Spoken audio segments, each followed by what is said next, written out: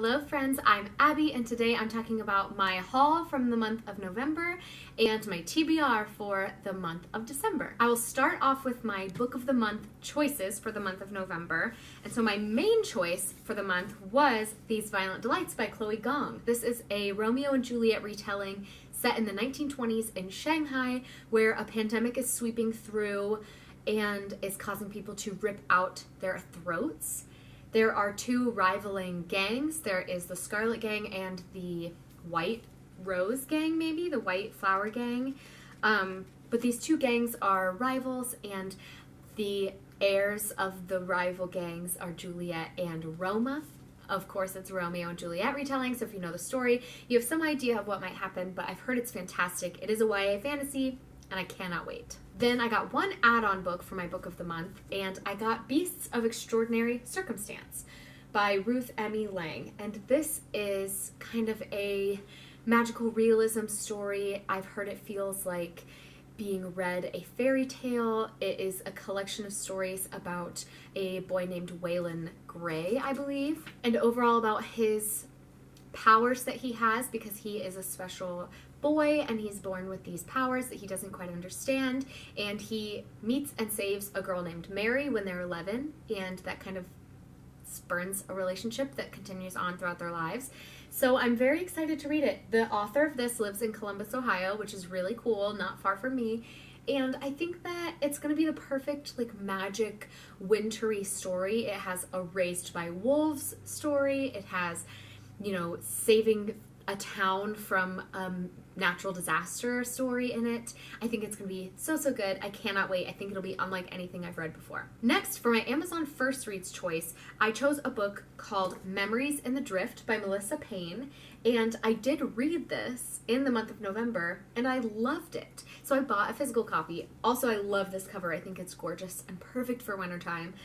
This is the story about a woman named Claire who 10 years prior to the start of this book got into an accident and it caused a memory loss. So she can form no new short-term memories, which results in her essentially every few seconds restarting. She can't remember anything longer than 30 seconds unless somebody stays directly in front of her face, and it takes her a long time to adapt to that, but she now has a system 10 years later. This system is kind of explored in this book, and it's just a really beautiful story about love and loss and memory and how to hold on to things that are important in life. I loved it, so I bought it, and I'm so happy I own it because this cover is everything. Next this month, I bought The Secret History by Donna Tartt, which I also read during the month. I enjoyed it. I read it on ebook, and I decided to buy it because I did enjoy it. And this is kind of a modern classic. It is a story about this group of college students. They're kind of elitist students. They are involved in this very elite, very hard to get into Greek classics program. They think they're better than everyone else. They are hateable characters, but this book is essentially a murder mystery and an exploration into morally gray characters and what makes us make the decisions we do. I think it was really interesting and gave me a lot to think about. It's described on the back as a psychological thriller. I do think that that's true. It's a little bit slow for that, but I wanted to own it because I highlighted so many things in the ebook that I was like, you know what, I'm just gonna buy a physical copy so that I can go through and tab it and highlight it myself. Next, last month, I got The Betrayals by Bridget Collins, and this is a special edition from Waterstones from the UK. It has sprayed edges, it has gorgeous end papers, it's signed by the author. I'll show you. It's signed by Bridget Collins, and underneath the dust jacket is absolutely astounding. It's one of the most beautiful books I've ever seen. Look at that, and the back is the same. Ugh, it's absolutely gorgeous. I love it. I saw it on Waterstones, and it's written by the same author who wrote the binding, and the Waterstones exclusive edition is the same as the binding edition that Waterstones put out that I bought, so I'm very excited to own this one as well. They look gorgeous next to each other on the shelves. So this is a story about a place called Montvert, which is an exclusive academy that is set in the mountains, very excluded from the world, and it specializes in an arcane tradition of contest called Grand Jeu, and this is a competition that the main character of this book, his name is Leo. He left kind of in disgrace many years before, and in this book he's returning back to Montvert, and he meets a woman named Claire for the first time, and he feels an immediate connection to her and thinks that maybe they've met before in the past, and that kind of is the starting point of the story. They move forward from that point on, where they're kind of uncovering secrets about each other, and of course it's set in kind of like a dark academia aspect. I do believe this is an adult novel, but I will let you know as soon as I read it, whether it's adult or young adult, or if it could be both. But it was absolutely astounding, gorgeous.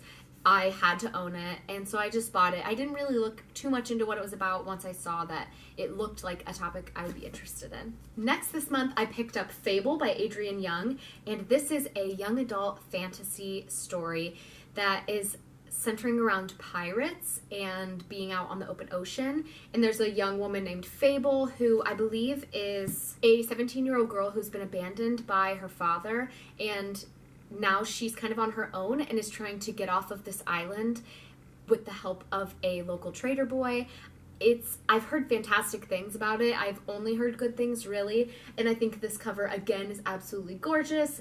I had to have it, but I am very, very excited about this book. Next, I picked up Once Upon a River by Diane Setterfield, and I grabbed this one because I'd heard great things about it, and it was $4, so I added it on. I was like, yep, this is it. $4, I'm buying it. And this is another magical realism story.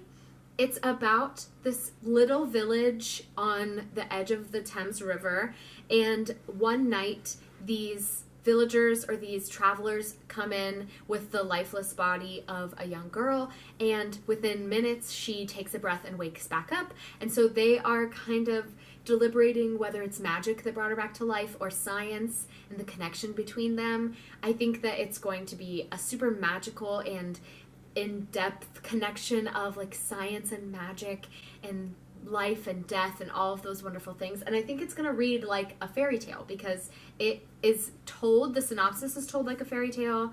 For example, it says, on a dark winter's night in an ancient inn on the River Thames, an extraordinary event takes place. So I think that it's going to be very much like a fairy tale. I'm very much looking forward to it. The last 3 books I bought specifically for Christmas time, and I'm very excited to read them. The first one is In Holidays by Christina Lauren. Christina Lauren is one of my favorite writing duos. They wrote The Honeymooners, and I've heard fantastic things about all of their other books. I picked this one up mostly because it's a Christmas rom-com, and it has Groundhog Day vibes, which I love Groundhog Day. And it's a story about this girl named Maylin, or May, and she is going to her family's cabin or family's resort for Christmas. And she spends Christmas there. She's traveling home, and on her way home, she's sad because this is going to be the last time that she can go to this cabin with her family. And she kind of makes a wish to find what makes her happy, and she wakes up in the cabin again the day before Christmas or a few days before Christmas and starts back over. So she's kind of stuck in a time loop. There's a romance going on. It's going to be super cute, and it's a Christmas rom-com, which I'm so excited about. So I had to pick it up for Christmas. Next, I got The 12 Dates of Christmas by Jenny Bayliss, and this is a Christmas rom-com as well. It is essentially the story of this girl who is alone on Christmas. She doesn't really mind. She's like happy being alone, but she really is lonely for the holidays. So she signs up for a dating service that takes you on 12 dates before Christmas. And they're all very Christmassy activities, very holiday-based activities, and she's kind of hoping to find love while she's on these dates and exploring all of these different fun Christmas activities.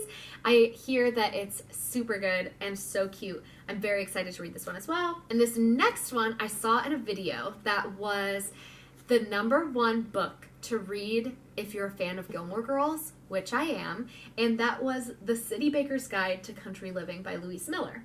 And on the front, it's a blurbed, and it says super cozy. Okay, it's Gilmore Girls. I'm ready. I'm ready for Gilmore Girls in a book. Also, look at this cover. Have you seen anything more beautiful? It's absolutely stunning. With the red truck and the Christmas trees and the snow. Oh, I'm so excited. This is the story about a girl named Olivia who is a pastry chef in New York City, and she comes to this country town because she accidentally lights this fancy restaurant on fire. So she comes to this town as kind of a getaway, but then the owner of the Sugar Maple Inn offers her a job as the cook there. So then she stays with her dog and her desserts, and she kind of makes a life in this town and finds reasons to stay. I think it turns into a romance as well. I think it's going to be absolutely perfect. So many Gilmore Girls vibes. I cannot wait. That is all of the books that I bought in the month of November. So let's move on to my TBR for December. The first book I'm hoping to read is The Bear and the Nightingale by Catherine Arden. This is part of a read-along with Meg with Books. I missed last month when they started. I knew she was starting it, I just didn't get around to doing it yet. And so this is going to be the first book in a trilogy that I'm starting this month, and I'm just going to be a month behind the read-along. So I'm going to read this in December. I'm hoping to read the second book in January and the third in February, and then I can be done, which is super great because it's called the Winter Night Trilogy, I believe. And so I'll be reading it throughout winter in December, January, and February.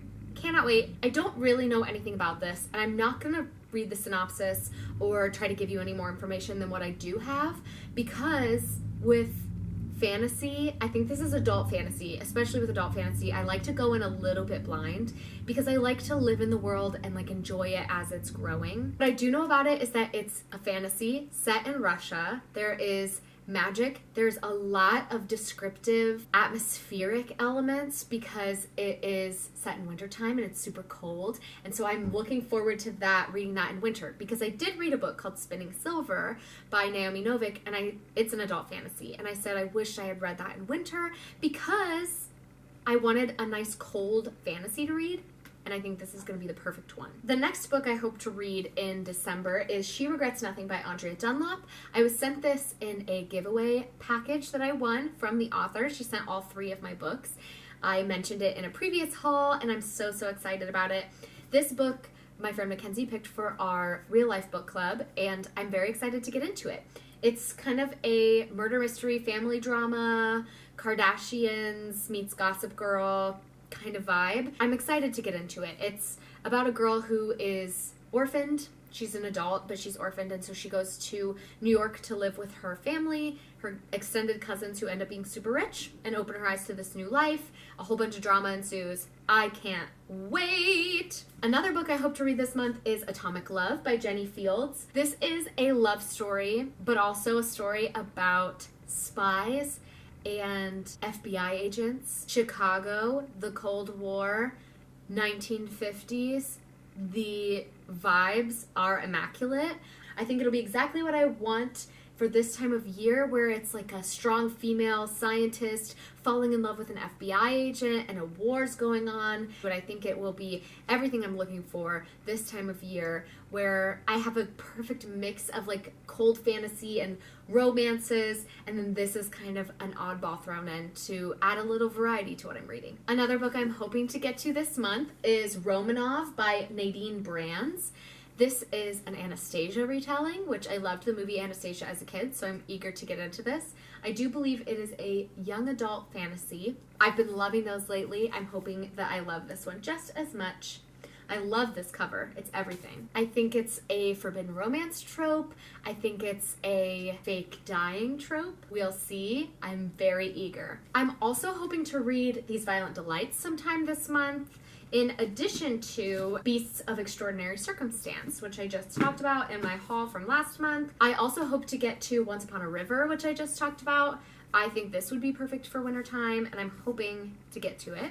And finally, I have my TBR for the Merry Bookmas Readathon that's happening on Instagram. I'll pop the bingo board right here, but I'm trying to read 5 Christmassy books to meet the prompts. So For the prompt of a book with Christmas in the title, I'm going with The 12 Dates of Christmas. For a Christmas book by an author I've never read before, I'm going with The City Baker's Guide to Country Living. For the prompts, read a non-rom-com Christmas book and a book with a Christmas tree on the cover, I'm reading The Deal of a Lifetime by Frederick Bachman, which I've heard is not really a Christmas story, but it takes place at Christmas. It's a short story. It's 65 pages. I got the audiobook. I'm really excited for it. It's about a man who is given the deal of a lifetime to maybe save the life of a young girl. I don't know. We'll see. For Christmas rom-com, I'm reading In a Holidays by Christina Lauren. And then a Christmas book with snow on the cover, I'm reading Green Glass House by Kate Milford. This is a middle grade novel about this house where secretive guests who have something to hide can go and stay over Christmas Eve or during Christmas. It sounds amazing. I've heard fantastic things. And this is the Touch of Whimsy book club's pick for December. So I'm very eager to get into this as well. That is going to be all from me today, friends. Thank you so much for watching. Please comment down below what book you're most excited about reading in December, and I will see you next time. Bye, friends.